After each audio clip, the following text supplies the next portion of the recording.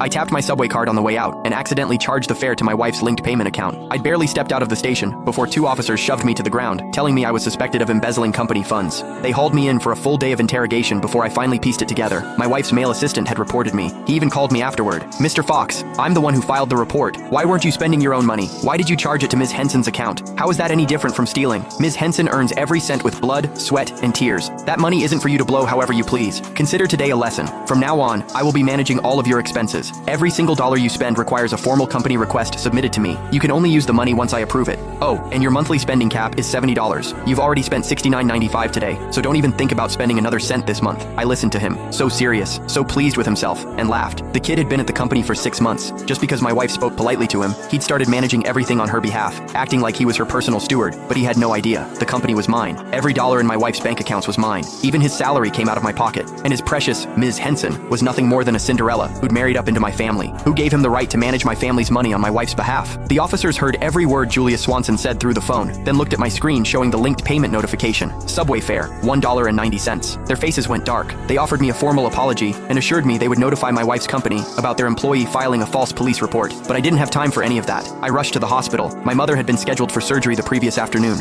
She needed my signature. I never expected to get dragged away the second I stepped off the subway. A full day and night lost. I didn't dare imagine how much her condition might have deteriorated. I burst through the hospital doors and nearly collided with the doctors, who grabbed me by the arms. "Hurry, Mr. Fox, sign now so we can prep for surgery." I signed as fast as my hand could move, then ran to the billing counter. I handed over every bank card in my wallet. The nurse slid them all back across the counter. "Mr. Fox, there's nothing in any of these accounts." My blood went cold. "That's impossible. These cards have tens of millions between them at the very least. How can there be nothing left?" Julia Swanson's words from earlier flashed through my mind, and it hit me. He must have transferred every last cent out of my accounts. I pulled out my phone and called my wife. A few rings, then the line connected. "Honey, But instead of her voice, Julia Swanson's impatient tone cut through the speaker. "Mr. Fox, are you serious right now? Give it a rest. So your spending got restricted. Is that really worth running to tattle about? Let me save you the trouble. Complaining won't change anything. Ms. Henson personally told me to rein you in." I swallowed the anger clawing up my throat. There was no time to argue with him. I got straight to the point. "I'm at the hospital. I need money. Transfer my funds back. Now. Or put my wife on the phone. I need to speak with her." His voice came back through the line, dripping with self-importance. "Ms. Henson is busy. She doesn't have time for your little problems. She's given me full authority to handle this. You need money? Sure. Do what I told you. Submit a formal company request.